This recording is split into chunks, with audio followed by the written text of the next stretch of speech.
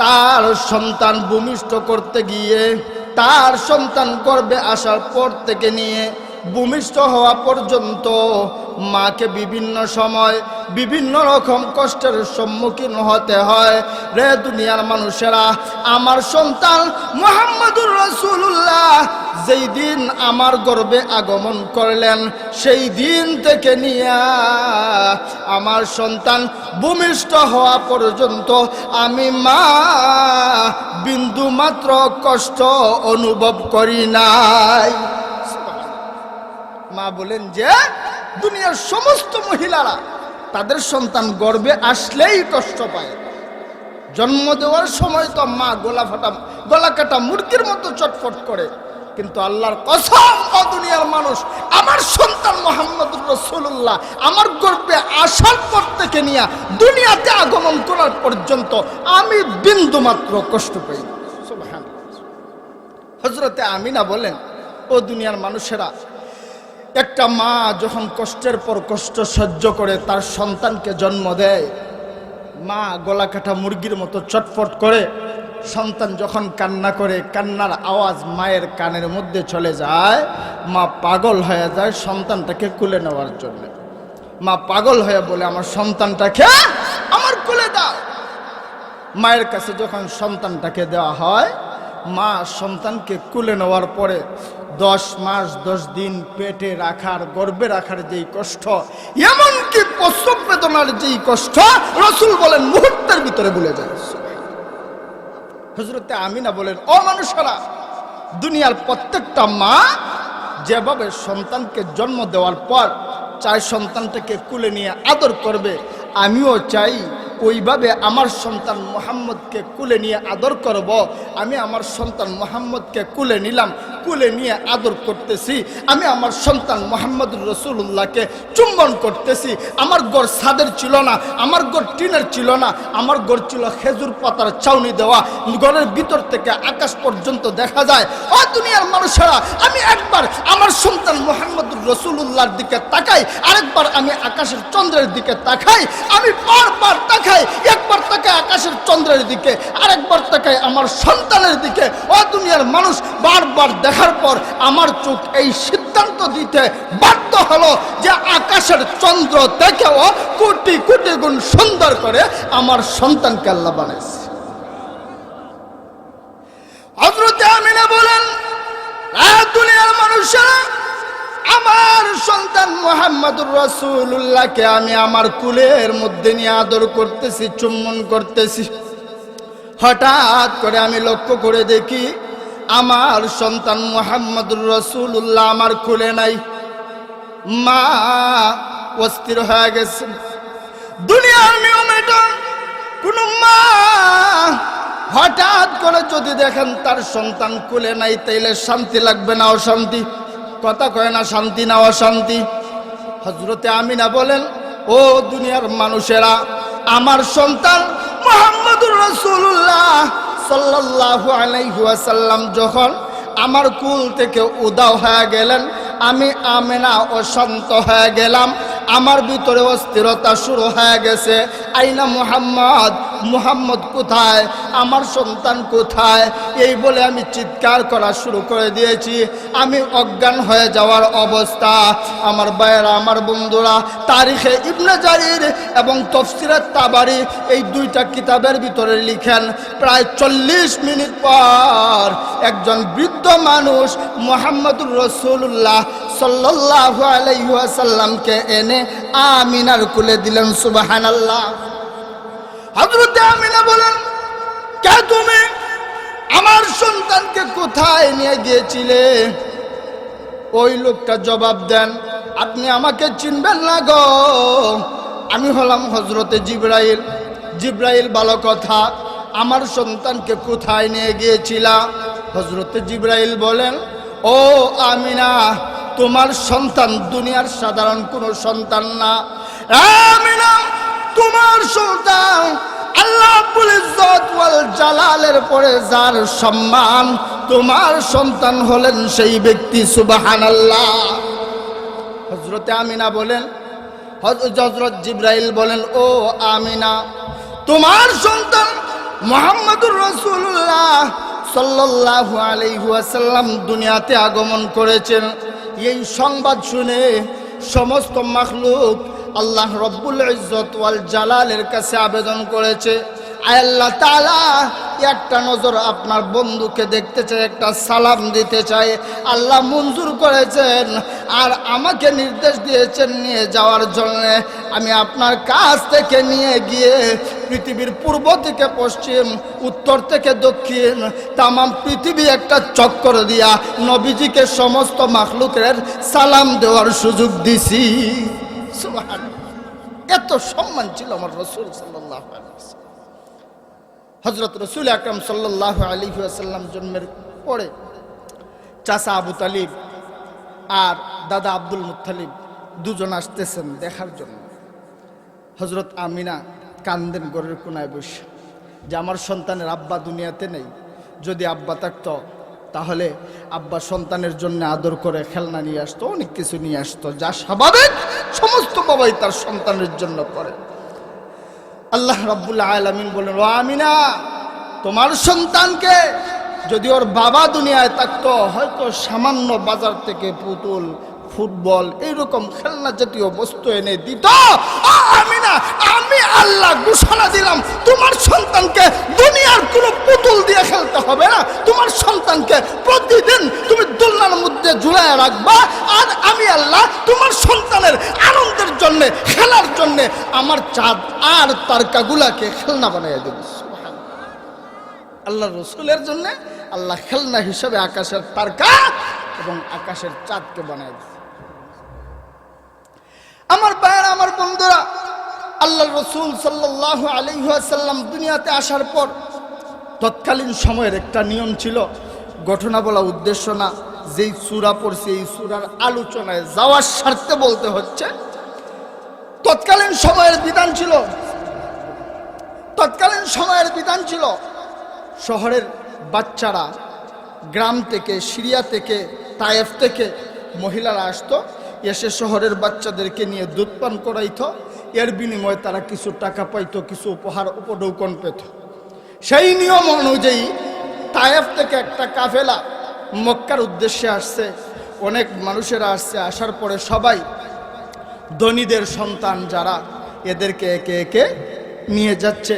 রাসূল আকরাম সাল্লাল্লাহু আলাইহি ওয়াসাল্লামকে গিয়ে অনেকে দেখে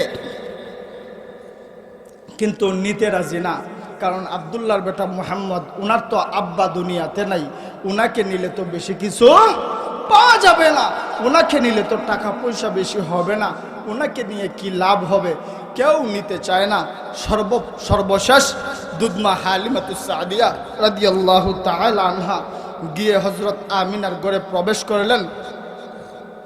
শিশু মুহাম্মদুর রাসূলুল্লাহ সাল্লাল্লাহু আলাইহি ওয়াসাল্লামকে দেখলেন, দেখে বের হয়ে চলে আসবেন।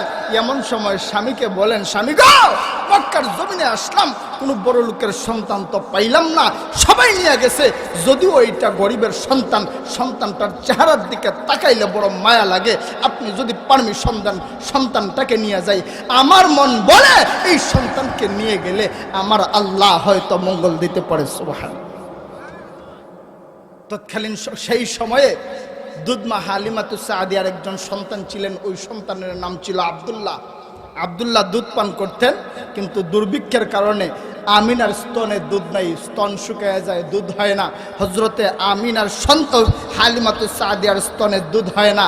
হালিমাতুস সাদিয়া বলেন, ও পৃথিবীর মানুষেরা, আমি যখন শিশু নবী মুহাম্মদুর রাসূলুল্লাহকে টান দিয়া আমার কোলে উঠায় নিলাম, মুহাম্মদুর রাসূলুল্লাহকে আমার কোলে উঠাইতে দেরি, আমার স্তন আল্লাহ দুধ দিয়ে ভরপুর করে দিতে দেরি নেই। আরো জোরে সুবহানাল্লাহ। হযরতে হালিমাতুস সাদিয়া বলেন, এবার আমরা যাওয়ার জন্য বের হইলাম। তৎকালীন সময়ে মানুষ এক জায়গা থেকে আরেক জায়গায় চলাফেরা করত গাড়ি দিয়ে না, বিমান দিয়ে না। তৎকালীন সময়ে মরুভূমির জাহাজ ছিল উট, উট দিয়া এদিক ওদিক দূর দূরান্তে মানুষেরা যাওয়া আসা করত। হযরত হালিমাতুস সাদিয়া জীর্ণ শীর্ণ একটা দুর্বল উট নিয়ে আসছিলেন। হালিমাতুস সাদিয়া এবং ওনার স্বামী শিশু নবী মুহাম্মদুর রাসূলুল্লাহ সাল্লাল্লাহু আলাইহি ওয়াসাল্লামকে নিয়ে যখন উনার উটনির উপর উঠলেন, উঠার পরে উটনিকে উঠানোর জন্য অনেক চেষ্টা করেন, লাঠি দিয়ে আঘাত করেন, কিন্তু উট তো উঠে না। কি করে না? উঠে না। এক পর্যায়ে ওই উট আল্লাহ রাব্বুল ইজ্জত ওয়াল জালালের কাছে দরখাস্ত করে, আয় আল্লাহ তাআলা, আমার জবানটা একটু খুলে দেন। তাফসীরে তাবারির ভিতরে পাওয়া যায় আল্লাহ ওই উটনির জবান খুলে দিলেন। চিল্লায় কোন সুবহানাল্লাহ। আল্লাহ রাব্বুল আলামিন ওই উটনির জবান যখন খুলে দিলেন, এমনি সময় ওই উটনি ডাক দিয়া বলে, ও হালিমাতুস সাদিয়া, জানো না তুমি কাকে পিছনে বসাইছো? তোমার স্বামীকে বসাইছো সামনে, আর তুমি বসেছো পিছনে, আর শিশু নবী মুহাম্মদুর রাসূলুল্লাহকে বসাইছো মধ্যখানে। আমিনা, তুই জানো না ও হালিমাতুস সাদিয়া, উনি তো দুনিয়ার সাধারণ কোনো ব্যক্তি না, ইনি হলেন সেই ব্যক্তি আল্লাহ রাব্বুল ইজ্জত ওয়াল জালাল যার জন্য তামাম মাখলুক সৃষ্টি করেছে। সুবহানাল্লাহ। হালিমাতুস সাদিয়া যতক্ষণ পর্যন্ত শিশু নবী মুহাম্মদুর রাসূলুল্লাহকে সামনে না দেওয়া হবে, আঘাত করতে করতে যদি আমার জীবন চলে যায়, আমি একটা মুহূর্তের জন্যও দাঁড়াইব না।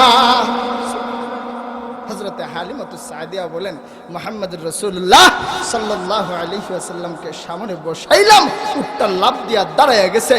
একদিন আগে মক্কা থেকে ওনার সাথী সঙ্গীরা যারা তাইফে যাওয়ার জন্য রওনা দিয়েছিল, একদিন আগে যারা রওনা দিয়েছিল, হালিমাতুস সাদিয়া বলেন, ও দুনিয়ার মানুষেরা, একদিন পরে রওনা দিও, আমার এই দুর্বল জীর্ণ শীর্ণ উটনিটা ওই আমার আগের বন্ধু বান্ধবদের একদিন আগে তাইফে পৌঁছে গেছে। সুবহানাল্লাহ। আল্লাহ কেমন ক্ষমতা বাড়াইছে। হালিমাতুস সাদিয়া বলেন, ও দুনিয়ার মানুষ, শুধু তা না, আমার কয়েকটা ছাগল ছিল, কথা বোঝা যায় না, আমার কয়েকটা ছাগল ছিল, ছাগলের দুধ নাই, দুর্ভিক্ষ, কোথাও ছাগলের দুধ হয় না।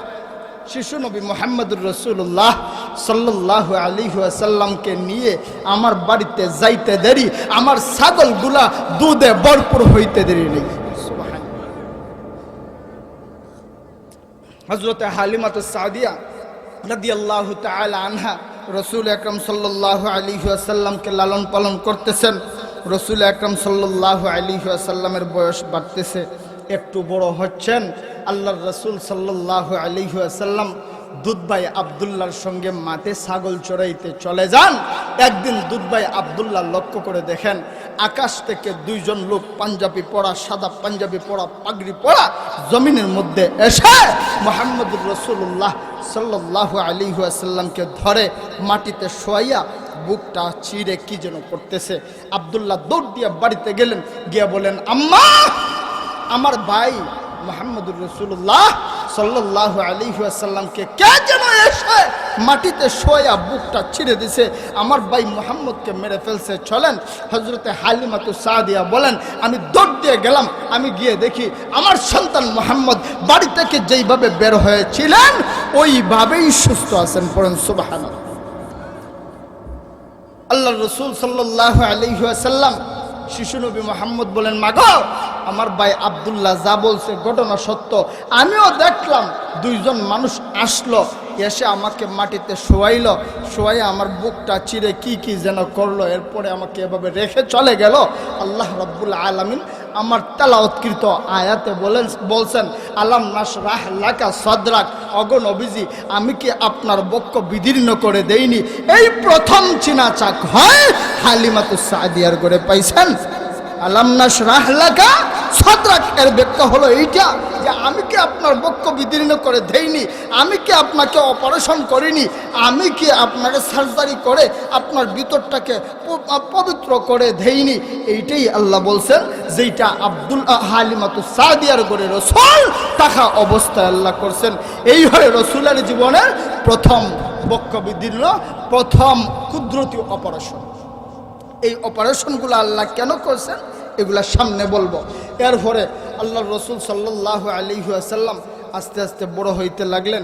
এক পর্যায়ে রাসূল আকরাম সাল্লাল্লাহু আলাইহি ওয়াসাল্লামকে পাঠাইয়া দেওয়া হলো হযরতে আমিনার কাছে। হজরতে আমিনার কাছে রসুল আকরাম সাল্লাল্লাহু আলাইহি ওয়াসাল্লাম চলে গেলেন। চলে যাবার পর হজরত রসুল আকরাম সাল্লাল্লাহু আলাইহি ওয়াসাল্লাম বাড়িতে একা একা বসে থাকেন, বের হয়ে কোথাও যান না। একদিন হজরতে আমিনা বলেন, বাবা তুমি একা একা গড়ে বসে থাকো, বের হয়ে যাও না কেন? আল্লাহর রসুল সাল্লাল্লাহু আলাইহি ওয়াসাল্লাম বলেন, মাগো আমার ভালো লাগে না, আমার বাহিরে যেতে মন চায় না। আরেকদিন বাহির থেকে বিকালবেলা গড়ে এসে আম্মাকে বলেন, আম্মা আজকে একটা কথা বলতে চাই, যদি পারমিশন দেন। হজরত আমিনা বলেন, বাবা বলো, কি বলবা? হজরত রসুল আকরাম সাল্লাল্লাহু আলাইহি ওয়াসাল্লাম বলেন, আম্মা প্রতিদিন দেখি সন্তানেরা মাঠে খেলতে যায়, বিকালবেলা তার আব্বা গিয়ে কুলে ঘরে নিয়ে আসে। আমার আব্বা তো কোনোদিন আমারে আনতে গেল না, আমার আব্বাকে আমাকে আনার জন্য কোনোদিনও যাইবে না। এই কথাগুলো শোনার পরে মায়ের কি শান্তি লাগে? কথা কেন শান্তি লাগে? হজরতে আমিনা বলেন, আব্বা তোমার বাবার সাথে দেখা করানোর জন্য আমি তোমাকে একদিন নিয়ে যাব। পরের দিন রসুল আকরাম সাল্লাল্লাহু আলাইহি ওয়াসাল্লাম সন্ধ্যা হয়ে গেছে, বাড়িতে আসতেছেন না। সন্ধ্যা হয়ে গেছে, সন্তান বাড়িতে আসছে না। মায়ের মন শান্ত না অশান্ত? অশান্ত। হযরত আমিনা আল্লাহ নবী রাহমাতুল লিল আলামিনের সন্ধানে পাগলের মতো ঘর থেকে বের হয়ে গেলেন। সন্ধ্যা হয়ে গেছে, আমার সন্তান মুহাম্মদ কেন এখনো বাড়িতে আসে নাই? হযরত আমিনা বলেন, দুনিয়ার মানুষেরা, আমি গিয়ে দেখি খেলার মাঠের একটা কিনারায় একটা গাছের নিচে আমার সন্তান মুহাম্মদ সিজদায় পড়ে কান্দে আর ডাক দেয়া বলে, আব্বা আপনি কি কোনোদিন আমাকে নেওয়ার জন্য আসবেন না? হযরতে আমিনা কষ্ট পায়া শিশু নবী মুহাম্মদুর রাসূলুল্লাহ সাল্লাল্লাহু আলাইহি ওয়াসাল্লামকে কুলে করে নিয়ে আসছেন। পরের দিন আব্বার কবর জিয়ারত করার জন্য শিশু নবী মুহাম্মদুর রাসূলুল্লাহ সাল্লাল্লাহু আলাইহি ওয়াসাল্লামকে নিয়ে গেছেন। নিয়ে যাওয়ার পর কবরটা দেখায়া বলেন, বাবা এটাই তোমার আব্বার কবর। কিতাবের ভিতরে পাওয়া যায় হযরত মুহাম্মদুর রাসূলুল্লাহ সাল্লাল্লাহু আলাইহি ওয়াসাল্লাম ছোট মানুষ, কিন্তু আব্বার কবরের মধ্যে পড়ে কান্নাকাটি শুরু করছেন। আব্বা তাকায় দেখেন আপনার সন্তান বড় হয়ে গেছে। এই অবস্থা দেখে, সন্তানের কাকুতি মিনতির কান্নাকাটি দেখে মায়ের দর্দে সিনা, বুকের ব্যথা শুরু হয়ে গেছে, জ্বর চলে আসছে। বুকের ব্যথা জ্বর এসে ওই জায়গাতেই হযরতে আমিনা দুনিয়া থেকে বিদায় নিলেন। ইন্না লিল্লাহি। হযরতে আমিনা যেই মুহূর্তে দুনিয়া থেকে বিদায় নিয়ে চলে গেলেন, আল্লাহর নবী রাহমাতুল লিল আলামিন নবীজি একা হয়ে গেলেন। আল্লাহর নবী রাহমাতুল লিল আলামিন নবীজি এবার আম্মার গলা ধরে কান্দেন, মা দুনিয়াতে আসার আগে আব্বাকে হারিয়েছি, আব্বাকে পাই নাই। আজকে আব্বার কবর জিয়ারত করার জন্য আপনাকে নিয়ে আসলাম। আজকে আপনিও আমাকে ছেড়ে দুনিয়া থেকে চলে গেলেন। আমি কোথায় থাকবো? কার কাছে থাকবো? আমি কার গলায় ধরে ঘুমাবো? এভাবে কান্নাকাটি করতেছে। এই সময় এক পর্যায়ে রাহমাতুল লিল আলামিনের লালন পালনের দায়িত্ব চলে আসে দাদা আব্দুল মুত্তালিবের কাছে। কিছুদিন পর দাদা আব্দুল মুত্তালিব ইন্তেকাল করলেন। এরপর দায়িত্ব চলে আসে চাচা আবু তালিবের কাছে। আবু তালিবের কাছে আসার পর তাফসীরে তাবারীর ভিতরে পাওয়া যায় রাসূল আকরাম সাল্লাল্লাহু আলাইহি ওয়াসাল্লামের বয়স যখন 21 বছর, হযরতে খাদিজার বয়স তখন 40 বছর। ওই 40 বছর বয়সের মহিলার সাথে আল্লাহ রাসূল আকরাম সাল্লাল্লাহু আলাইহি ওয়াসাল্লামের বিবাহ পড়ায়া দিলেন। আল্লাহ বলেন, ওয়া ওয়াদানা আনকা উযরাক, ওগো নবীজি ওই 40 বছরের মহিলার সঙ্গে আপনার বিবাহ পড়াইয়া দিয়া আমি আল্লাহ আপনার বুকের ব্যথা দূর করে দিলাম। সুবহানাল্লাহ। এখন বলবেন 40 বছরের মহিলার সাথে বিবাহ পড়াইয়া দিছে, এতে বুকের ব্যথার সম্পর্ক কি? কথা বুঝতেছেন নি? বুঝার চেষ্টা করেন। আলোচনা ধারাবাহিক আলোচনা, এলোফাতারি কোনো আলোচনা চলবে না। প্রশ্ন আসে 40 বছরের মহিলার সাথে আল্লাহ রাসূল আকরাম সাল্লাল্লাহু আলাইহি ওয়াসাল্লামের বিবাহ পড়ায় দিলেন, তাতে বেতার সম্পর্ক কি? আল্লাহ যে বলছেন ওয়াদানা আনকা উজরাক, আমি আল্লাহ তো আপনার বুকের ব্যথা দূর করে দিছি, আমি আল্লাহ তো আপনার কষ্ট দূর করে দিছি। এখানে কিভাবে ব্যথা দূর হলো? আল্লাহর রাসূল সাল্লাল্লাহু আলাইহি ওয়াসাল্লামকে যে আল্লাহ বলছেন, আল্লাহ কোন জিনিসটা ইশারা করছেন? আল্লাহ বুঝাতে চাইছেন, নবী গো, আর কিছুদিন পরে আমি আল্লাহ আপনাকে নবুয়ত দেব। নবুয়ত দিলে পরে আপনার জন্য দুইটা জিনিস দরকার, একটা হচ্ছে ক্ষমতা দরকার, দ্বিতীয় হচ্ছে টাকা দরকার। আপনার তো টাকাও নেই, ক্ষমতাও নেই। টাকা না থাকলে, ক্ষমতা না থাকলে সমাজের সম্মান থাকে, কথা কয় না, সম্মান থাকে। আল্লাহ বলেন, ওগো নবীজি, আপনাকে যখন আমি নবুয়ত দেব, আপনি যখন মানুষের কাছে ইসলামের দাওয়াত নিয়ে যাইবেন, তখন তো আপনার ক্ষমতা দরকার, তখন তো আপনার পাওয়ার দরকার, তখন তো আপনার টাকা দরকার। আপনার তো পাওয়ারও নাই, টাকাও নাই, কোনোটাই নাই, কিন্তু এইগুলো তো আপনার নবুয়ত পাওয়ার জন্য দরকার। এই জন্য আমি আল্লাহ এমন এক মহিলার সাথে আপনার বিবাহ পড়াইয়া দিলাম, যার চেয়ে বড় শিল্পপতি মক্কার জমিনে আর একজনও নাই। আমি আল্লাহ ওই মহিলার সাথে আপনার বিবাহ পড়াইয়া দিয়া আপনার ব্যথা দূর করে দিলাম। সুবহানাল্লাহ। এবার বুঝে আসছেন কিভাবে? যেমন একটা পাওয়ার আছে না, আপনার কাছ থেকে যদি একজন মানুষে টাকা নেয়, কর্জা বা ঋণ নেয়, হ্যাঁ কি মনে করেন আপনার সাথে গলা উঁচু করে কথা বলতে পারবো? কথা কেনা কথা বলতে পারবে? পারবে না, কারণ আপনার কাছে সে নুন খাইছে। সেম কন্ডিশন, মক্কার এমন কোন মানুষ নাই যে হযরত খাদিজার কাছ থেকে টাকা পয়সা নিয়ে ব্যবসা করে না, এমন কোনো মানুষ নেই। সুতরাং আল্লাহ চিন্তা করে দেখছেন, যদি খাদিজার সাথে রসুলের বিবাহ পড়াইয়া দেয়, তাইলে এমন কোনো ব্যক্তি নাই যে আঙ্গুল উঁচু করে খাদিজার উপরে কথা বলে। আমার ভাইয়েরা, আমার বন্ধুরা, ঘটনা বলা উদ্দেশ্য না। রসুল আকরাম সাল্লাল্লাহু আলাইহি ওয়াসাল্লামের বয়স যখন আস্তে আস্তে 40 বছরে উপনীত হলো, 40 বছরে তো এমনিতে যাওয়া সম্ভব না, আলোচনা সামনে নিয়ে যাওয়ার জন্য বলছি। রসুল আকরাম সাল্লাল্লাহু আলাইহি ওয়াসাল্লামের বয়স যখন 40, কত? 40। রসুল আকরাম সাল্লাল্লাহু আলাইহি ওয়াসাল্লাম তখন রাতের বেলা যা স্বপ্ন দেখেন, সকালে তা বাস্তবে পেয়ে যান। সুবহানাল্লাহ।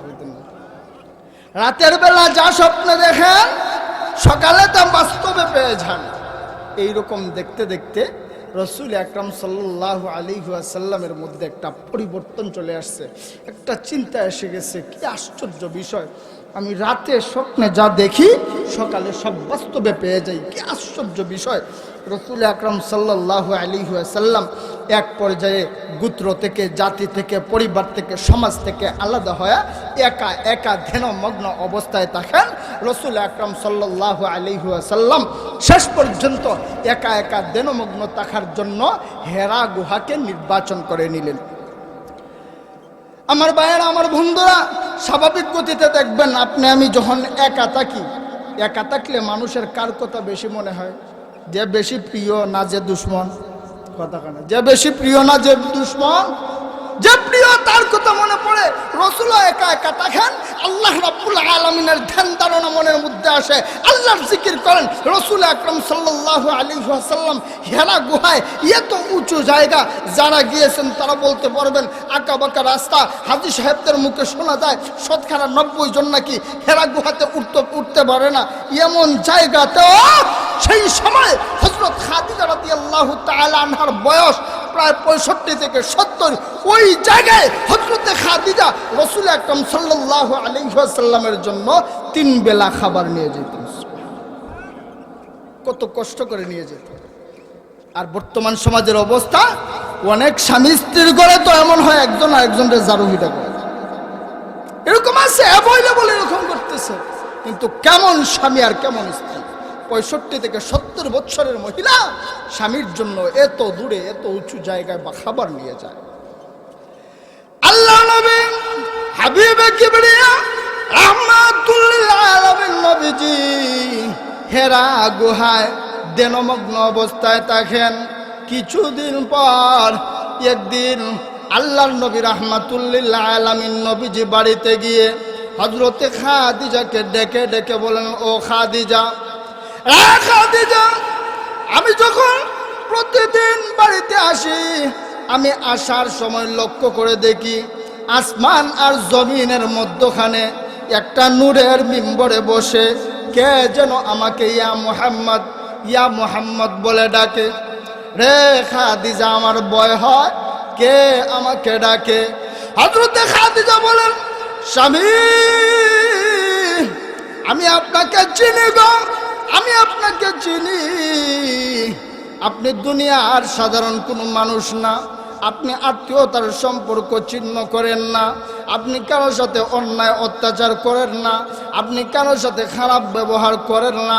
সুতরাং আপনাকে যে ডাকে আমার মনে হয় আর যাই হোক শয়তান হবে না, ইনি নিশ্চয় আল্লাহর কোন রহমতের ফিরিস্তা হবে। কেমন স্বামীকে দিয়ে কেমন ভালোবাসার, কেমন বিশ্বাস, কেমন বিশ্বাস স্বামীকে। হযরতে খাদিজা বলেন, স্বামী, ভয় পাওয়ার কোনো কারণ নাই গো, আমি আপনাকে পরামর্শ দিলাম, আর যদি কোনোদিন আপনাকে ইয়া মুহাম্মদ বলে ডাকে, আপনি তখন তাকে জিজ্ঞেস করবেন, কে তুমি, কেন ডাকো? ইয়া মুহাম্মদ বলে কেন ডাকো, কিছু বলো।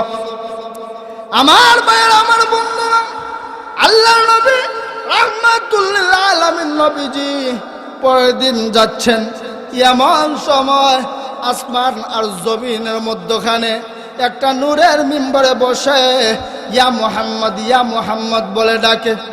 আল্লাহ হাবিব রাহমাতুল লিল আলামিন নবীজি বলেন, কে তুমি, কেন আমাকে ইয়া মুহাম্মদ বলে ডাকো, কিচ্ছু বলো না কেন? এমনি সময় ওই লোকটা ডাক দেয়া বলে, ও মুহাম্মদ, আমি দুনিয়ার কোনো মানুষ না, আমি হইলাম আল্লাহর ফেরেশতা জিবরাইল। মুহাম্মদ, আমি হইলাম আল্লাহর ফেরেশতা জিবরাইল। জিবরাইল ভালো কথা, কিন্তু আমাকে প্রতিদিন কেন ডাকো? জিবরাইল ডাক দিয়া বলেন, ও মুহাম্মদ ইবনে আব্দুল্লাহ, কেন ডাকি জানেননি? আপনি এতদিন ছিলেন মুহাম্মদ ইবনে আব্দুল্লাহ, আর আজ থেকে নবুয়ত দিয়ে, রেসালত দিয়ে আমার আল্লাহ আপনাকে বানায়া দিলেন মুহাম্মাদুর রাসূলুল্লাহ। ইয়া রাসূলুল্লাহ, আগনবীজি আল্লাহ রাব্বুল ইজ্জত ওয়াল জালাল শুধুমাত্র আপনাকে নবুয়ত আর রেসালত দিয়ে শেষ করেন নাই গো। আল্লাহ রাব্বুল ইজ্জত ওয়াল জালাল আপনার কাছে কোরআনের আয়াত তেলাওয়াত করেছেন, ইকরা বিসমি রাব্বিকাল্লাযী খালাক, খালাকাল ইনসানা মিন আলাক, ইকরা ওয়া রাব্বুকাল আকরাম আল্লাযী আল্লামা বিল কলম। ইয়া রাসূলুল্লাহ, ইয়া হাবিবাল্লাহ, নবীজি পড়েন। আল্লাহর নবী রাহমাতুল লিল আলামিন নবীজি বলেন, আনা বিকারিন, আমি পড়তে জানি না। হযরত জিবরাইল পেরেশানিতে পড়ে গেছে, চিন্তায় পড়ে গেছে। আল্লাহ বলছে, ইকরা, ও জিবরাইল আমার বন্ধুকে বলো পড়েন। আল্লাহ তো আমাকে নির্দেশ দিছে রাসূলকে পড়ার জন্য বলতে, কিন্তু রাসূল তো বলেন পড়তে জানেন না, আমি কি করি? এখন উপায় কি? আল্লাহ রাব্বুল ইজ্জত ওয়াল জালাল ইশারা দিলেন, আল্লাহ রাব্বুল আলামিন নির্দেশ দিলেন, ও জিবরাইল, আমার বন্ধুর বক্ষ বিদীর্ণ করো, আমার বন্ধুকে কুদরতি অপারেশন করো। সুবহানাল্লাহ। এই দ্বিতীয়বার রাসূল আকরাম সাল্লাল্লাহু আলাইহি ওয়াসাল্লামের বক্ষ বিদীর্ণ করা হলো। কেন করা হলো এইটা সামনে বলতেছি। আল্লাহ রাব্বুল ইজ্জত ওয়াল জালাল পবিত্র কোরআনুল কারীমের এক জায়গায় বলেন, ইন্না আরাদনাল আমানাতা আলাস সামাওয়াতি ওয়াল আরদ, আলাস সামাওয়াতি ওয়াল আরদি ওয়াল জিবালি ফাআবাইনা আইয়াহমিলনাহা ওয়া আশফাকনা মিনহা ওয়া হামালাহাল ইনসান। আল্লাহ রাব্বুল আলামিন বলেন, মানুষেরা, আমি মালিক আল্লাহ রাব্বুল ইজ্জত ওয়াল জালাল আমার আমানত 30 পারা কোরআন সর্বপ্রথম আসমানকে দিতে চাইলাম। আমার ভাইরা, আমার বন্ধুরা, আল্লাহ রাব্বুল আলামিন কোন আসমানকে বানাইছেন রূপা দ্বারা, কোন আসমানকে বানাইছেন সোনা দ্বারা, কোন আসমানকে বানাইছেন হীরা মানিক মুক্তা দ্বারা, কোন আসমানকে বানাইছেন লাল মনমন পাথর দ্বারা, কোন আসমানকে বানাইছেন নীল মনমন পাথর দ্বারা। আল্লাহ রাব্বুল ইজ্জত ওয়াল জালাল অন্য জায়গায় বলেন ফাওকাকুম সাবআন শিদাদা। শিদাদুন শব্দের অর্থ শক্ত, মজবুত। আল্লাহ রাব্বুল আলামিন বলেন, রে দুনিয়ার মানুষেরা, ফাওকাকুম সাবআন শিদাদা, আমি আল্লাহ তোমাদের মাথার উপরে একটা না দুইটা না, খালাকা সাবআ সামাওয়াতিন তিবাকা, একটা না দুইটা না, আমি আল্লাহ 7টা আসমান বানাইছি। কেমন ভাবে? নিখুঁত ভাবে আমি আল্লাহ বানাইছি। আল্লাহ বলে ওয়া মা লাহা মিন ফুরুজ। রা দুনিয়ার মানুষেরা, আমি আল্লাহ একটা না দুইটা না 7টা আসমান বানাইছি। ফাওকাকুম সাবআন শিদাদা, বড় শক্ত করে, বড় মজবুত করে। বিগাইরে আমাদিন তারাউনাহা। ও দুনিয়ার মানুষেরা, তুমি যদি স্বাভাবিক একটা ঘর বানাও, ওই ঘর বানাইতে তোমার ফিলারের দরকার আছে, ফালার দরকার আছে না নাই? কথা কয় না, আছে না নাই? এই প্যান্ডেলটা বানাইতেও ফালার দরকার আছে। আল্লাহ রাব্বুল আলামিন বলেন, না দুনিয়ার মানুষেরা, বিগাইরে আমাদিন তারাউনাহা, আমি আল্লাহ একটা দুইটা নয় 7টা আসমান বানাইলাম। তোমরা লক্ষ্য করে দেখো, আমি আল্লাহ কোথাও একটা পিলার দেই নাই। শুধু পিলার ছাড়া বানাইছি তা নয় রে, আমি আল্লাহ এত নিখুঁতভাবে বানাইছি। ওয়া মা লাহা মিন ফুরুজ। তোমরা যদি আমার আকাশগুলা নিখুঁতভাবে দেখো, কোথাও চুল পরিমাণ ছিদ্র খুঁজে পাইবা না। আমরা একটা ঘর বানাইলে লোহার ছিদ্র হয়, বল্টুর ছিদ্র হয়, হয় কি হয় না? কিন্তু আল্লাহ বলে, ও মানুষ, আমি আল্লাহ 7টা আকাশ বানাইছি। খালাকা সাবআ সামাওয়াতিন তিবাকা, আমি 7টা আকাশ বানাইছি। একটা ফিলার দিলাম না, একটা পালা দিলাম না, কিন্তু বড় মজবুত করে বানাইছি রে, বড় নিখুঁত করে বানাইছি। একটা ছিদ্র কোথাও গিয়ে তোমরা খুঁজে পাইবা না। আমি আল্লাহ আমার এই 30 পারা আমানত পবিত্র কোরআনুল কারীম আমি আসমানকে দিতে চাইলাম। আসমান বলে, আল্লাহ মাফ চাই। কি চাই? কথা কয় না, কি চাই? মাফ চাই। আল্লাহ আমার দ্বারা হবে না, আমি কোরআনের ওজন নিতে পারবো না, কোরআনের ভার নিতে পারবো না। আল্লাহ রাব্বুল আলামিন বলেন, লা দুনিয়ার মানুষেরা, আমি আল্লাহ যেইভাবে 7টা আসমান বানাইছি, ওইভাবে 7টা জমিনও বানাইছি। কয়টা জমিন? কথা কয় না, কয়টা? 7টা জমিনও বানাইছি। আল্লাহ রাব্বুল ইজ্জত ওয়াল জালাল পবিত্র কোরআনুল কারীমের অন্য জায়গায় বলেন, ওয়াল জিবালা আউতাদা ওয়া খালাকনাকুম আজওয়াজা ওয়া জাআলনা নাওমাকুম সুবাতা ওয়া জাআলনা সিরাজা ওয়া হাজা ওয়া জাআলনা নাওমাকুম সুবাতা। আল্লাহ রাব্বুল আলামিন বলেন, দুনিয়ার মানুষেরা, আমি আল্লাহ যেইভাবে 7টা আকাশ বড় মজবুত করে বানাইছি, আমি আল্লাহ ওইভাবে 7টা জমিনও বানাইছি। ওই জমিনগুলা শক্ত হওয়ার জন্যে, মজবুত হওয়ার জন্যে। ওয়াল জিবালা আউতাদা ওয়াল জিবালা আউতাদা, আমি আল্লাহ একটা দুইটা নয়, কোটি কোটি পাহাড় আমি আল্লাহ দুনিয়াতে দিয়েছি। আমি আল্লাহ যখন জমিনকে দিতে চাইলাম আমার কোরআন, ওই জমিনও বলে আল্লাহ মাফ চাই। কি চাই? মাফ চাই। আল্লাহ রাব্বুল আলামিন কোরআনুল কারীমের অন্য জায়গায় বলেন, লাউ আনজালনা হাদাল কুরআন আলা জাবালিল লারাইতাহু আলা জাবালিল লারাইতাহু খাশিআম মুতাসাদ্দিআম মিন খাশিয়াতিল্লাহ। আল্লাহ রাব্বুল আলামিন বলেন, রে দুনিয়ার মানুষেরা, আমি আল্লাহ আমার 30 পারা আমানত পবিত্র কোরআনুল কারীম সর্বপ্রথম আসমানকে দিতে চাইলাম, আসমান নিল না। আমি আল্লাহ জমিনকে দিতে চাইলাম, জমিন নিল না। দুনিয়ার মানুষেরা, আমি আল্লাহ যদি জমিনকে আমার 30 পারা কোরআনের আমানত দিতাম, ওই শক্ত মাটির পাহাড়গুলা তুলার ন্যায় চূর্ণ বিচূর্ণ হয়ে যেত। কেমন ক্ষমতা ভাই, ওহির ওজন কেমন ওজন! আল্লাহ রাসূল সাল্লাল্লাহু আলাইহি ওয়াসাল্লামকে বুখারী শরীফের হাদিস, এক সাহাবী আরজ করেন, কাইফা ইয়াতিকাল ওয়াহয়ু ইয়া রাসূলুল্লাহ, ওগো নবীজি আপনার কাছে ওহী কিভাবে নাজিল হয়? আপনার কাছে ওহী কিভাবে নাজিল হয়?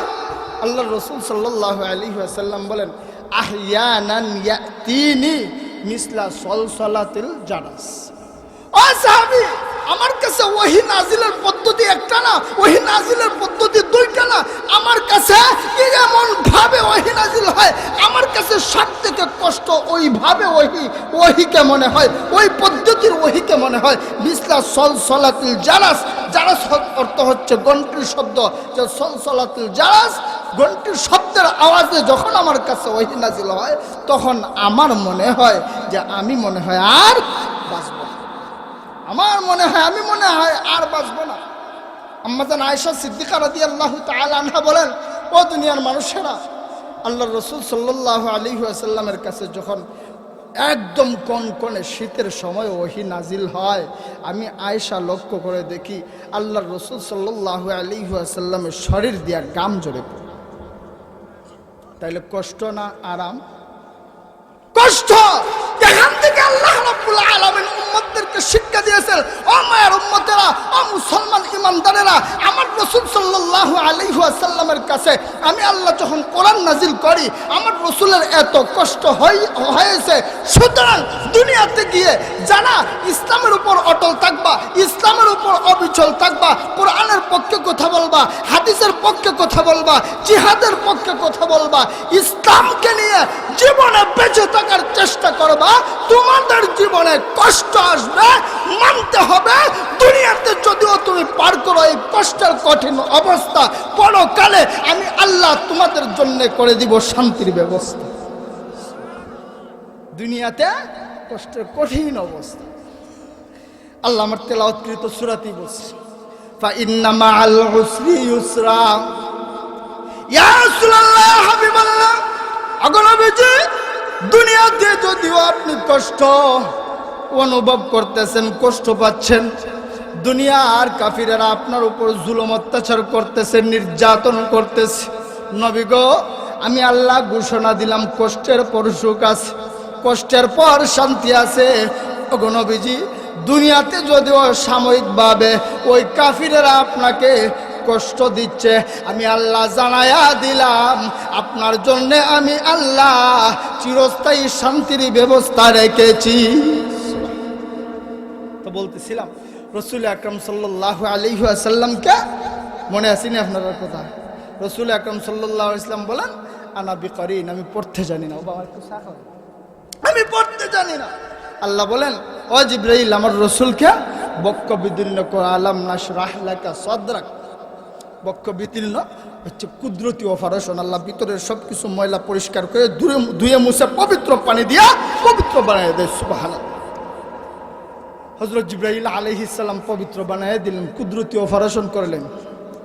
এর পরে হযরত জিবরাইল বলেন, ইকরা ইকরা বিসমি রাব্বিকাল্লাযী খালাক, খালাকাল ইনসানা মিন আলাক, ইকরা ওয়া রাব্বুকাল আকরাম আল্লাযী আল্লামা বিল কলম, আল্লামাল ইনসানা মা লাম ইয়ালাম।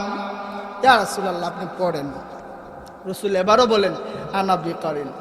হযরত জিবরাইল বলেন, আল্লাহ বড় মুসিবতে পড়লাম, আপনি বলেন পড়ার কথা, আর আপনার রাসূল বলে আনা বিকরিন, আমি পড়তে জানি না।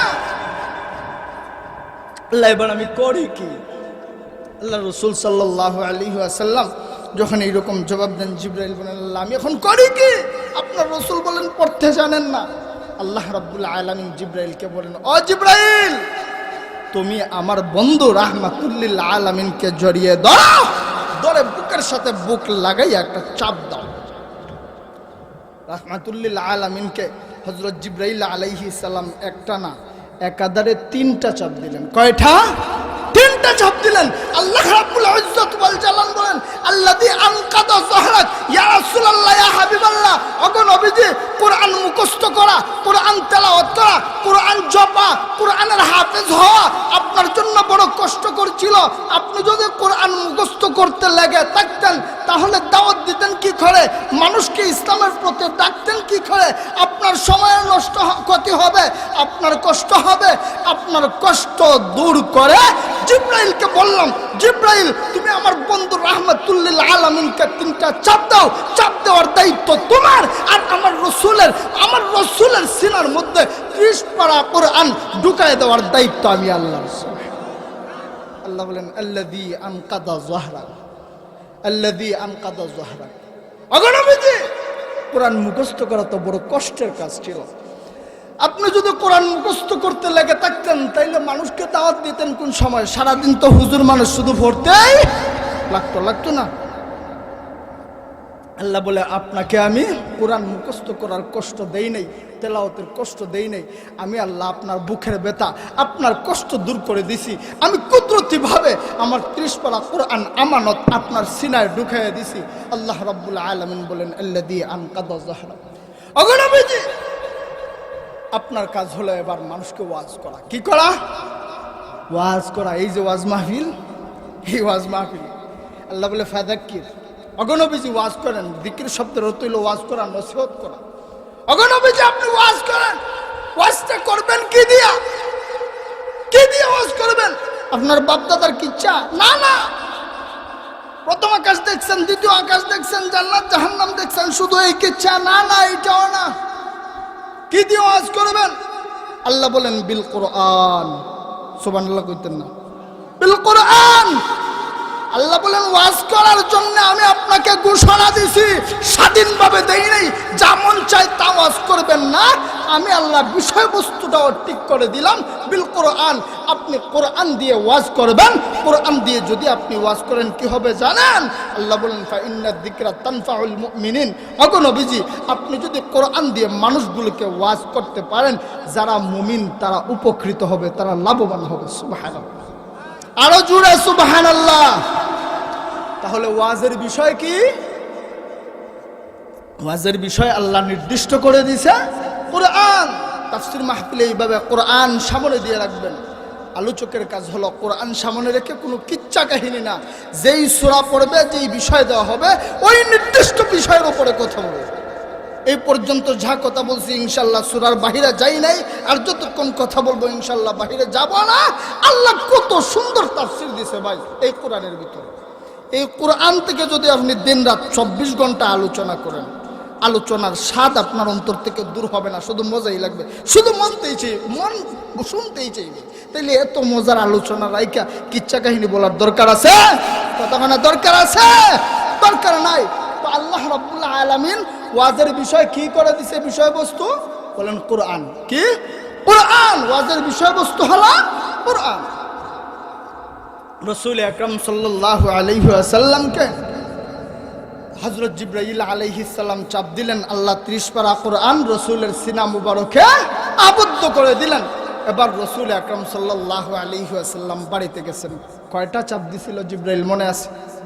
কার সাথে ওয়াজ করে? কয়টা?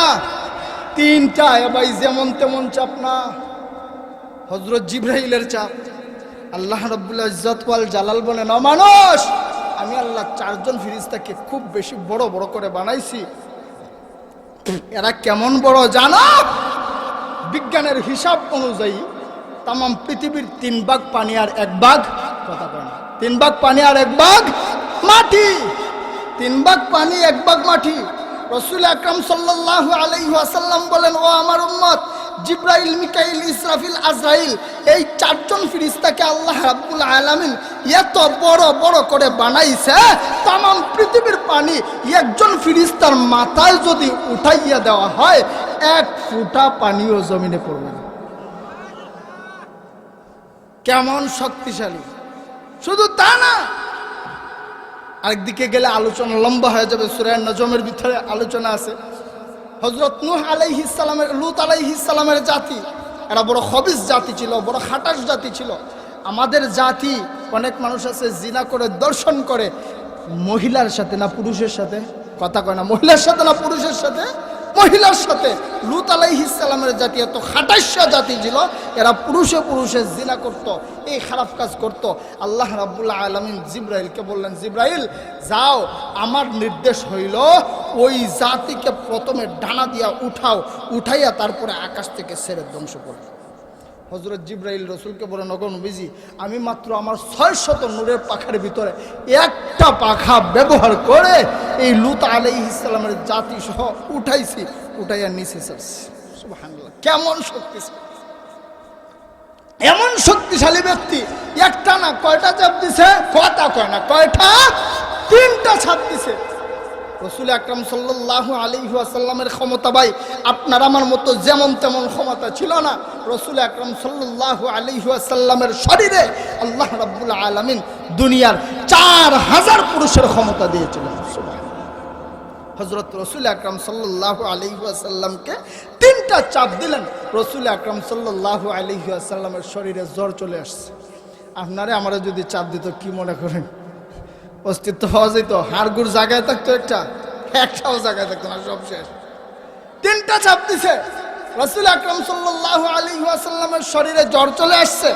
আল্লাহর রাসূল সাল্লাল্লাহু আলাইহি ওয়াসাল্লাম বাড়িতে চলে গেছেন। বাড়িতে গিয়ে নবীজি একটা কম্বল গায়ে দিয়ে, কম্বল মুড়ি দিয়ে শুয়ে আছে।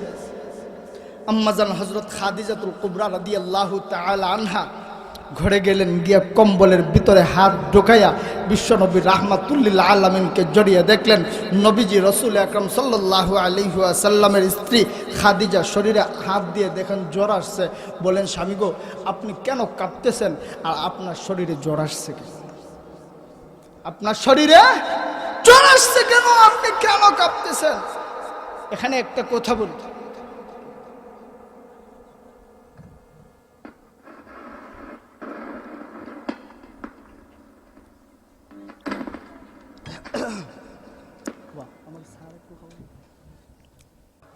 কি পিতা? কথা কয় না, কি পিতা? রুহানি পিতা। হযরত ফাতেমা রাসূল আকরাম সাল্লাল্লাহু আলাইহি ওয়াসাল্লামের সম্পর্কে কি হয়? কথা কয় না, কি হয়? মেয়ে। রাসূল আকরাম সাল্লাল্লাহু আলাইহি ওয়াসাল্লাম ফতোয়াটা আপনারাই দিয়েন, যদি গোটা মুসলিম উম্মার, গোটা মুসলিম জাতির রুহানি পিতা হয়, তাহলে আপনার আমার পিতা কি না? কথা কয় না, আপনার আমার পিতা কি না? পিতা।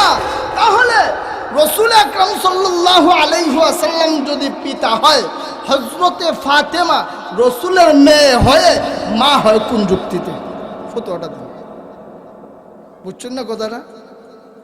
হযরত রাসূল আকরাম সাল্লাল্লাহু আলাইহি ওয়াসাল্লাম যদি আমাদের আব্বা হয়, রাসূলের তো মেয়ে ফাতেমা। ও মা বোনেরা, আপনারাও শুনেন, মা বোনেরা এই সমস্যাটা বেশি পাবে। রসুল যদি আব্বা হয়, ফাতেমা তো রসুলের মেয়ে। ও ভাই, রসুল আব্বা আর উনার মেয়ে আমাদের মা কেমনে হয়? মা তো হওয়ার দাবি রাখে হযরত খাদিজা, মা তো হওয়ার দাবি রাখে হযরত আয়েশা, মা তো হওয়ার দাবি রাখে হযরতে হাফসা। রাসূল আকরাম সাল্লাল্লাহু আলাইহি ওয়াসাল্লামের স্ত্রী যারা, উনারা হচ্ছেন উম্মাহাতুল মুমিনিন, উনারা হচ্ছেন আমাদের আম্মা। তাহলে এখান থেকে পরিষ্কার হলো, ফাতেমা আমাদের মা না বোন? কথা কয় না, মা না বোন? বোন। এই ভুলটা আর ভবিষ্যতে হবে? বলেন ইনশাআল্লাহ হবে না। আমার ভাইয়েরা, তো বলতেছিলাম হযরত খাদিজাতুল কুবরা রাদিয়াল্লাহু তাআলা আনহা আম্মাজান রাসূল আকরাম সাল্লাল্লাহু আলাইহি ওয়াসাল্লামের শরীরে হাত দিয়েছেন, দিয়ে দেখেন শরীরে জ্বর আসছে, রাসূল কাঁপতেছে। হযরতে খাদিজা বলেন, স্বামী, আমি আপনাকে চিনি, আমি আপনাকে জানি, একটু বলেন না গো, আপনার শরীরে কেন জ্বর আসছে? রাসূল মনে মনে ভাবেন, আমি বলতে পারি, কিন্তু বলার পরে খাদিজা যদি না মানে, কারণ স্বামী যত বড় পীর হোক, স্ত্রী কিন্তু সহজে মানে না। সমরকন্দের এক আল্লাহর ওলি, অনেক বড় বুজুর্গ, তো আল্লাহর ওলির কাছে অনেক জায়গা থেকে মানুষ আসে, মুরিদ হয়। উনার স্ত্রী কিন্তু মুরিদ হয় না। এটা কোরআন হাদিসের কোনো কথা না, এটা তারিখ, ইতিহাসের কিতাব থেকে বলছে। কিসের কিতাব? ইতিহাসের কিতাব। বাহিরে আবার ভরে গিয়ে বললেন না হুজুর কোরআন থেকে করছে। এই কোরআন থেকে না, ইতিহাস থেকে, ইতিহাস থেকে বোঝার চেষ্টা করবেন। সমরকন্দের এক আল্লাহর ওলি, বড় জবরদস্ত আল্লাহর ওলি, উনার স্ত্রী উনার কাছে মুরিদ হয় না। কত মানুষ মুরিদ হয়। উনি একদিন জঙ্গলে গেছে, ইবাদত করতেছে। এমন সময় আল্লাহর ওলির কাছে 3 জন লোক আসছে। এসে উনার বাড়িতে দেখে উনার বিবি উঠান ঝাড়ু দিতেছে। তখন ওনারা জিজ্ঞেস করে যে এই বাড়িতে না একজন আল্লাহর ওলি আছে, হুজুর কি বাড়িতে আছে? উনার স্ত্রী বলে, কি কয় না এই বাড়িতে আবার আল্লাহর ওলি এলো কেমনে? এটা তো আস্ত পাঠার আমার স্বামী, এটা তো আস্ত পাঠার আমার স্বামী, এটা তো আল্লাহর ওলি না। আল্লাহর ওলি ছিলেন বড় জবরদস্ত আল্লাহর ওলি। অন্তরের মধ্যে কাশফ হয়ে গেছে। আল্লাহর ওলি দেখতেছেন 3 জন লোক আসছে। এখন আমার বেগম যেই অবস্থা শুরু করছে, লোকেরা চিন্তা করে দেখছে আরেকটু যদি সামনে যাই আর কিছু বলতে চাই তাইলে ফুরুন দিয়া উড়ান ঝাড়ু দিতেছে, পরে আমরা খোফালে লাগে। সুতরাং আর বলার দরকার নাই। আল্লাহর ওলির অন্তরে কাশফ হয়ে গেছে। আল্লাহর ওলি মনে মনে চিন্তা করতেছেন 3টা লোক আসছে, আমার বেগম সাহেবা যেই জবাব দিছে, আল্লাহ এরা তো পথভ্রষ্ট হয়ে যেতে পারে, এরা তো ভাবতে পারে যে কার দরবারে আইলাম। আল্লাহ যার স্ত্রী পর্যন্ত তারে মানতে রাজি না। আল্লাহ একটু দয়া কর। আল্লামা আশরাফ আলী থানভী রহমতুল্লাহি আলাইহি বলেন, ওই মানুষদের দিলের মধ্যে আল্লাহ ওই আল্লাহর ওলির প্রতি মহব্বত লাগাই দিলেন। ওরা আল্লাহর ওলির দিকে গেল, আর আল্লাহ রাব্বুল আলামিনের কাছে ওই আল্লাহর ওলি বলেন, ও আল্লাহ তুমি তো আমাকে অনেক হিকমত দিছো, অনেক দয়া করছো, আল্লাহ আমাকে আরেকটু ক্ষমতা বাড়ায় দাও, আমার স্ত্রীটা যেন আমার মুরিদ হয়ে যায়, আল্লাহ আমাকে এইটুকু দয়া করো। ওইদিকে বেগম সাহেবা হঠাৎ তাকায় দেখে, ওরে বাবা, এক আল্লাহর ওলি দেখা যায় আকাশের উপরে দিয়ে উড়ে যেতেছে। কি করতেছে? উড়ে যাইতেছে। এইটা দেখে বেগম সাহেবা বলেন, আল্লাহু আকবার, উনি কত বড় আল্লাহর ওলি, কত বড় পিশাব, আর আমার স্বামী তো এটা আস্তে একটা বাঠার, সারাদিন জঙ্গলে থাকে।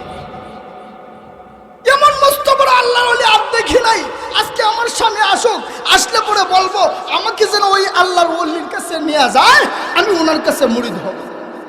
বেগম সাহেবার কাছে যখন আল্লাহর ওলি আসলেন, আসার পরে বেগম সাহেবা বলতেছে, আপনি কেমন ফির হয়েছেন? আজকে যেই শক্ত এক পীর সাপ দেখছি। বলে কি হয়েছে? বলে দেখছি আমাদের বাড়ির উপর দিয়া, আকাশের উপর দিয়া উইরা উইরা যায়। আমার বড় ভালো লাগছে, আমার মন চায় ওই আল্লাহর ওলির কাছে গিয়ে আমি মুরিদ হব। স্বামী বলেন, আসলেই? হ্যাঁ আসলে আমি সত্যি যাব। এবার স্বামী বলেন, তুমি জানো এই আল্লাহর ওলি কে ছিল? উনি বলতেছেন যে না জানি না। তুমি বলো কে ছিল? তিনি বললেন, আমি ছিলাম। কে ছিল? আমি ছিলাম। ও আসলে আপনি ছিলেন? ও আমি ছিলাম। ও এর লাগি দেখছি ওটা বেকা হয়ে দিয়েছি। যে স্বামী যত বড় ওলি হোক, স্ত্রী কিন্তু মানতে রাজি না। আল্লাহর রাসূল সাল্লাল্লাহু আলাইহি ওয়াসাল্লাম মনে মনে চিন্তা করলেন, আমার বেগম খাদিজা আমাকে জিজ্ঞেস করতেছেন,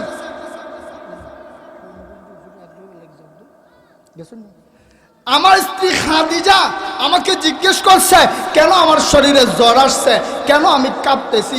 এই মুহূর্তে আমি যদি বলি, ও খাদিজা আমি তো রসুল হয়ে গেছি, আমি তো নবী হয়ে গেছি, আল্লাহ তো আমাকে নবুয়ত দিছে, আল্লাহ তো আমাকে রেসালত দিছে, আল্লাহ তো আমার উপর কোরআন নাজিল করছে, এবার যদি এটা বলার পর আমার স্ত্রী না মানে, তাইলে কি?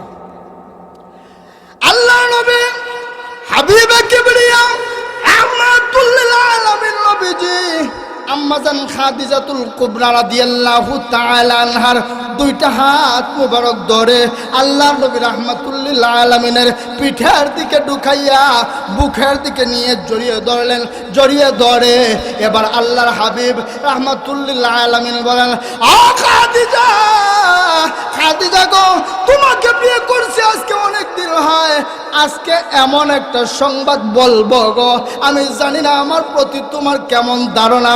হযরত খাদিজা বলেন, স্বামী গো, আমি আপনাকে চিনি, আপনি দুনিয়ার অন্যদের মতো সাধারণ কোনো ব্যক্তি নয় গো। আপনি বলেন না কেন আপনি কাঁপতেছেন, কেন আপনার শরীরে জ্বর চলে আসছে। এমনি সময় আল্লাহর হাবিব রাহমাতুল্লিল আলামিন নবীজি বলেন, ও খাদিজা, আমি যে বলেছিলাম তোমাকে, আমাকে একটা লোক নূরের মিম্বরে বসে ইয়া মুহাম্মদ বলে ডাকে। তুমি না বলছিলা জিজ্ঞেস করার জন্য, আমি জিজ্ঞেস করেছিলাম। ওই লোকটা বলেছে আল্লাহ নাকি আমাকে নবুয়ত এবং রিসালাত দিয়ে নবী বানিয়েছেন। ও খাদিজা সাথে সাথে আমার কাছে কোরআনের আয়াত নাজিল করেছেন, রে খাদিজা তুমি পড়ো লা ইলাহা ইল্লাল্লাহু মুহাম্মাদুর রাসূলুল্লাহ সাল্লাল্লাহু আলাইহি ওয়াসাল্লাম। হযরত খাদিজা বলেন স্বামী সত্য না মিথ্যা কে বলছেন, কোথা থেকে বলছেন কিচ্ছু জানতে চাই না, কিচ্ছু জানতে চাই না। আপনাকে ভালো করেই চিনি, আপনার সম্পর্কে আমার ধারণা আছে। স্বামী আপনার হাতটা বাড়াইয়া দেন, আমি খাদিজা আপনার হাতে হাত ধরে সর্বপ্রথম দুনিয়ার সর্বপ্রথম মুসলমান হতে চাই। কেমন বিশ্বাস ছিল স্বামী আর স্ত্রীর, কেমন বিশ্বাস। আজকে স্ত্রী গড়ে রাইকা স্বামী বাহিরে যায়, বিশ্বাস করতে পারে না কোন দিকে কোন 12টা বাজে। স্বামী বাহিরে যায়, স্ত্রী বিশ্বাস করতে পারে না স্বামী কোন 12টা বাজায়। এইরকম হওয়ার একটাই কারণ, আপনার আমার ভিতরে প্রকৃত ভালোবাসা নাই, রাসূলের সুন্নাত নাই, ইসলামের অনুসরণ নেই, রাসূলের সুন্নাত নাই। রাসূলের সুন্নাত যদি থাকতো তাইলে স্বামী স্ত্রীর ভিতরে ভালোবাসা থাকতো। রাসূল আকরাম সাল্লাল্লাহু আলাইহি ওয়াসাল্লাম নবীজি এবার কম্বলটা ছেড়ে দিয়ে দৌড় দিলেন। খাদিজা মুসলমান হয়ে গেছে। আল্লাহ বলল আনদির আশিরাতাকাল আকরাবিন, আগে নবীজি আর করে বসে থাকার সময় নেই, যান আপনার আত্মীয় স্বজনদেরকে দিয়ে দাওয়াত দেন। সুবহানাল্লাহ পড়বেন। আল্লাহর নবী হাবিব কিবরিয়া রাহমাতুল লিল আলামিন নবীজি হেরা গুহার মধ্যে উঠে ইয়া সাবাহা বলে ডাক দিলেন। মক্কার মানুষেরা কেউ কেউ দৌড় দিয়ে বের হয়ে গেছে, আবার যারা যেতে পারে নাই তারা তাদের পক্ষ থেকে এক একজন প্রতিনিধি পাঠাইয়া দিছে। আল্লাহ নবী রাহমাতুল লিল আলামিন বলেন, রে মক্কার মানুষেরা, আমি আব্দুল্লাহর বেটা মুহাম্মদ যদি বলি পাহাড়ের অপর প্রান্ত থেকে তোমাদেরকে কেউ আক্রমণ করতেছে, তোমরা বিশ্বাস করবানি? মক্কার কাফিরেরা ডাক দেয়া বলে, ও আব্দুল্লাহর বেটা মুহাম্মদ, একদিন নয় 2 দিন নয়, দীর্ঘ 40টা বছর পর্যন্ত তোমাকে চিনি গো, কোনোদিন মিথ্যা বলতে দেখি নাই, সুতরাং আপনি বলতে দেরি হবে, বিশ্বাস করতে দেরি হবে না। কেমন বিশ্বাস ছিল, ঘটনা সত্য, এরা জানে রাসূল মিথ্যা বলে না, কিন্তু পরে কি 12টা বাজে। আল্লাহ নবী রাহমাতুল লিল আলামিন বলেন, ও আমার জাতি, ও আমার কওম, ও আমার কুরাইশ বংশের লোকেরা, মান ক্বালা লা ইলাহা ইল্লাল্লাহু তুফলিহুন, তোমরা যদি মূর্তির পূজা বাদ দিয়ে লা ইলাহা ইল্লাল্লাহ পড়ো, এক আল্লাহর সাক্ষ্য দাও, আর আমি আব্দুল্লাহর বেটা মুহাম্মদকে রাসূল হিসাবে মেনে নাও, তাহলে তোমরা দুনিয়া আখিরাতে সফল হয়ে যাবে। শুধু তা নয়, ফাদাখালাল জান্নাহ, আর আমি রাসূল জিম্মাদার হইয়া তোমাদেরকে আল্লাহর তৈরি জান্নাতে পৌঁছাইয়া দিব। আল্লাহর নবী রাহমাতুল লিল আলামিন যখন দাওয়াত দিলেন, উপস্থিত মানুষেরা সবাই খবরটা শুনছে, সংবাদটা শুনছে, কেউ কিচ্ছু বলে না, সবাই চুপচাপ, একদম চুপ।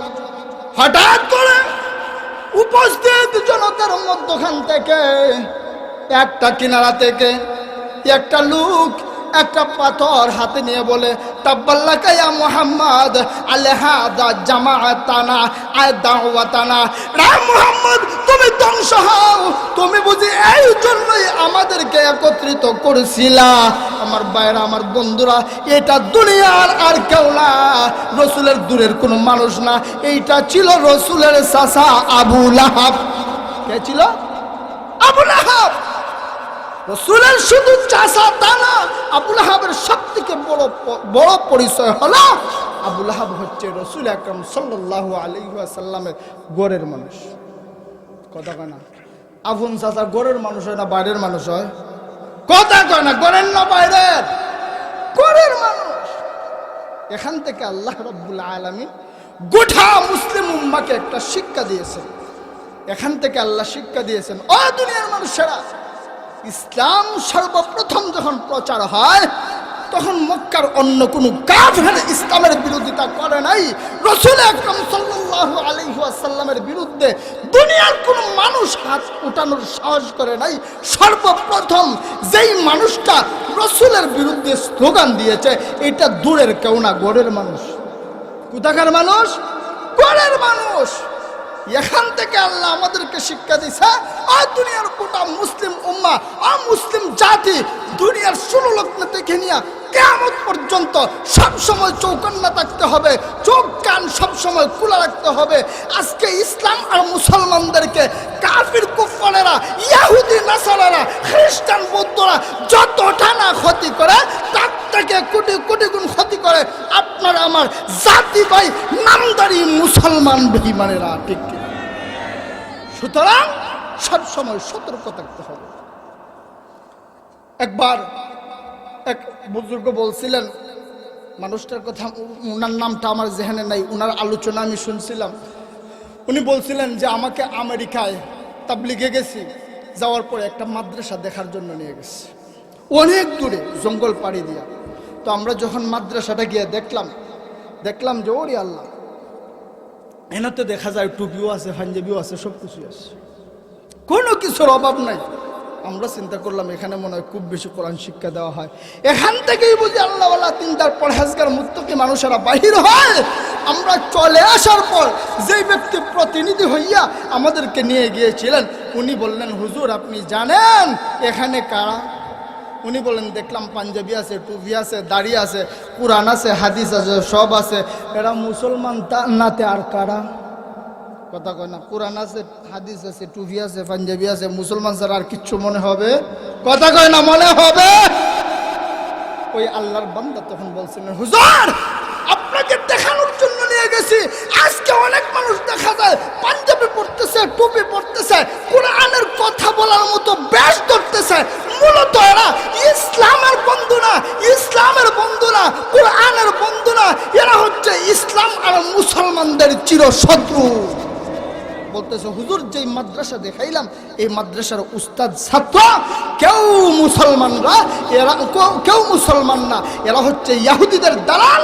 এরা ইসলাম ধর্মকে ধ্বংস করার জন্যে, ইসলাম আর মুসলমানদেরকে ধ্বংস করার জন্যে কোরআন হাদিস থেকে পাণ্ডিত্য অর্জন করতেছে, রিসার্চ করতেছে কিভাবে ইসলাম আর মুসলমানকে ধ্বংস করা যায়। এই জন্য আল্লাহ রাব্বুল আলামিন যখন সর্বপ্রথম কোরআন নাজিল করবেন, তখন ওই আল্লাহ রাব্বুল আলামিন আমাদেরকে গ্রিন সিগন্যাল দিয়ে দিছে, ও দুনিয়ার মানুষেরা, ও মুমিন ইমানদারেরা, সব সময় সতর্ক থাকবা।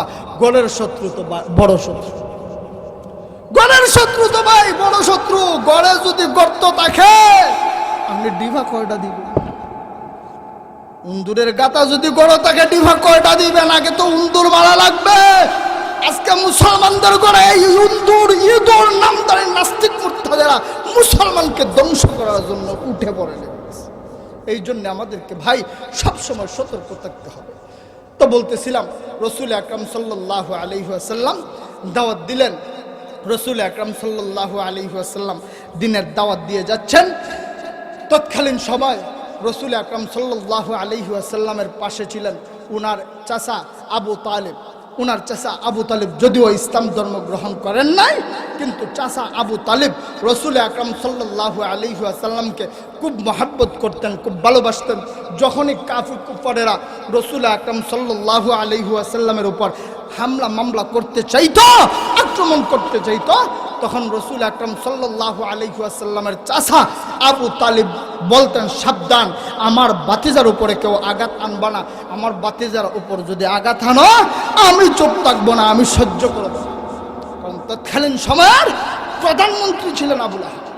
আমার ভাইরা, কিছুদিন পর চাচা আবু তালেব দুনিয়া থেকে বিদায় নিলেন। রাসূল আকরাম সাল্লাল্লাহু আলাইহি ওয়াসাল্লামের মনে কষ্ট। রাসূল আকরাম সাল্লাল্লাহু আলাইহি ওয়াসাল্লামের চাচা হুজুর 10 বা 15 টান ভাই, কারণ এসে মিরপুরে আইতে 10-15 মিনিট লেট হতে পারে। মিরপুরি নবী কিন্তু তো আইসো, মিরপুরে আইতে লেট হবে, 10-15 মিনিট লেট হতে পারে। হুজুর 9:10 ভাই, আজকে রান্না করতে পারিনি। আল্লাহর রাসূল বলেন, কেন রান্না করতে পারো নাই? হযরতে খাদিজা বলেন, স্বামী গো, আমার শরীরে জ্বর আসছে, আমার মনে হয় আমি আর বাঁচব না। আল্লাহ নবী হাবিবে কিবরিয়া রাহমাতুল লিল আলামিন নবীজি হযরত খাদিজা রাদিয়াল্লাহু তাআলা আনহার পাশে বসে গেলেন। হযরত খাদিজা রাদিয়াল্লাহু তাআলা আনহার পাশে বসে আল্লাহর নবী রাহমাতুল লিল আলামিন নবীজি বলেন, খাদিজা, তুমি জানো আমার আব্বা দুনিয়াতে নাই, আমি দুনিয়াতে আসার আগে আমার আব্বা হারিয়েছি, আমি দুনিয়াতে আসার কিছুদিন পর আমার আম্মা হারিয়েছি, এর কিছুদিন পর আমার দাদা হারিয়েছি, কিছুদিন আগে প্রায় 4 মাস হয় আমার চাচাও দুনিয়া থেকে চলে গেছেন। খাদিজা গো, এই মুহূর্তে তুমি ছাড়া তো আমার আপন বলতে আর কেউ নাই। ও খাদিজা, তুমি যদি এই মুহূর্তে দুনিয়া ছেড়ে চলে যাও, আমাকে কার কাছে রেখে যাইবা? আমি কোথায় থাকবো? আমি কার কাছে থাকবো? কে আমাকে দেখে রাখবে?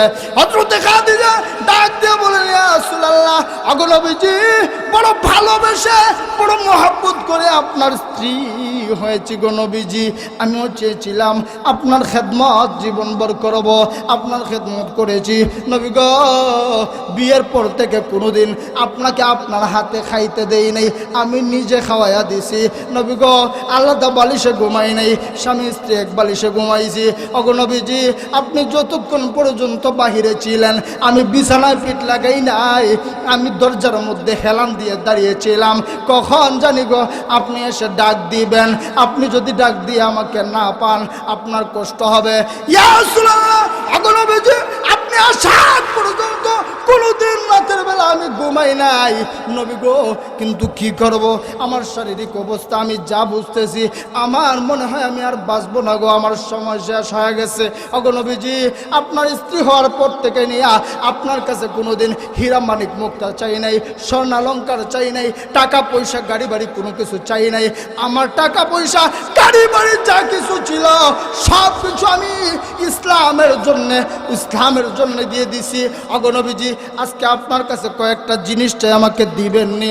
আল্লাহর নবী রাহমাতুল লিল আলামিন বলেন, খাদিজা গো, তুমি তো এমন মানুষ, ইসলামের জন্য, মুসলমানের জন্য তুমি তোমার সব কিছু আল্লাহর রাস্তায় দিয়ে দিছ।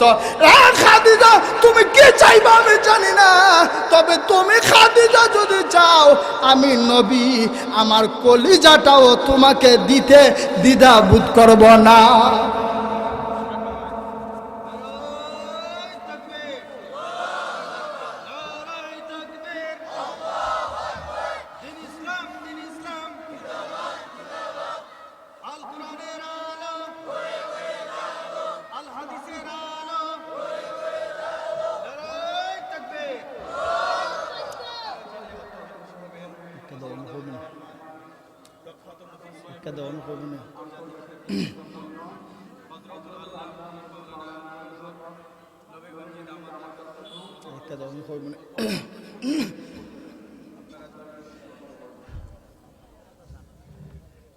প্রিয় উপস্থিতি, মাইকের আওয়াজ যতক্ষণ পর্যন্ত যাচ্ছে, যারা শুনতেছেন সবাইকে বিনীত অনুরোধ করে বলতেছি, আপনারা সবাই অবগত আছেন হযরতুল আল্লাহ হযরত মাওলানা নুরুল হক যা যদি এই দুনিয়া থেকে চলে যায়, আপনি আমাকে কাফন দেওয়ার জন্য কাবার গিলাফ নেবেন না নবী গো। পারবেন না একটু মেহরবানি করে আমার কাফনের জন্য আপনার একখানা জুব্বা মুবারক দিতে? রাসূল আকরাম সাল্লাল্লাহু আলাইহি ওয়াসাল্লাম বলেন, খাদিজা মঞ্জুর, আমি জুব্বা দিব। বলো এরপরে কিছু? হুজুর, আপনার সাথে দীর্ঘদিন পর্যন্ত সংসার করেছি গো নবীজি, আপনাকে কোনোদিন গোসল করতে দেই নাই। আপনার স্ত্রী হওয়ার পর থেকে প্রতিদিন আমি খাদিজা আমার হাতে আপনাকে গোসল করাইয়া দেয়, আমার হাতে আপনাকে খাওয়াইয়া দেয় নবী গো। আমার 2 নম্বর আবদার, আমি খাদিজা যদি এই মুহূর্তে দুনিয়া থেকে বিদায় নিয়ে চলে যায়, পারবেন নি গো আমার গোসলখানা আপনি নিজে দিতে? রাসূল বলেন, খাদিজা এটাও মঞ্জুর। এরপরে কি চাও?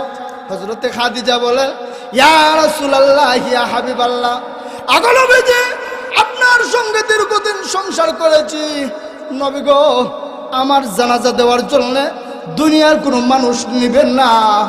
আমি চাই আপনি আমার স্বামী আখিরি নবী আমার জানাজা দিবেন।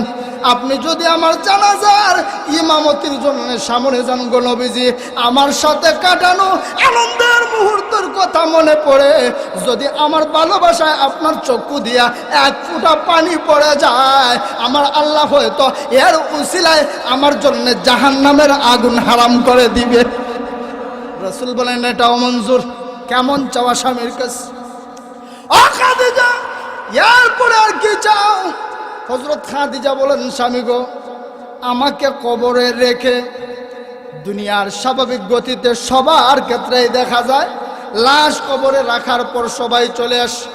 ইয়া রাসূলুল্লাহ, নবীজি আপনি বলেছেন কবরের মধ্যে যখন মানুষকে রাখা হয়, একটা মানুষ সাগরের মধ্যে পড়ার পর সামনেও লোক নাই, পিছনেও লোক নাই, ডানেও লোক নাই, বামেও লোক নাই, যেভাবে হতাশ হয়ে যায়, অস্থির হয়ে যায়, বাঁচাও বাঁচাও বলে চিৎকার করে সাহায্য করার মতো কেউ নাই। সাগরের মধ্যে ঠিক ওই অবস্থা কবরে। নবী গো, কিভাবে জবাব দিব? আমি যদি জবাব না দিতে পারি গো নবী, আপনি পারবেন না একটু আমার জবাবটা কবরের মধ্যে দিয়ে যেতে? আল্লাহর নবী রাহমাতুল্লিল আলামিন নবীজি বলেন এটাও মঞ্জুর। আল্লাহর নবী রাহমাতুল্লিল আলামিন ইন্তেকালের পর হযরতে খাদিজা রাদিয়াল্লাহু তাআলা আনহাকে কবরের মধ্যে রাখলেন। সবাই চলে যান। হযরত ওমর বলেন, নবী গো চলেন না।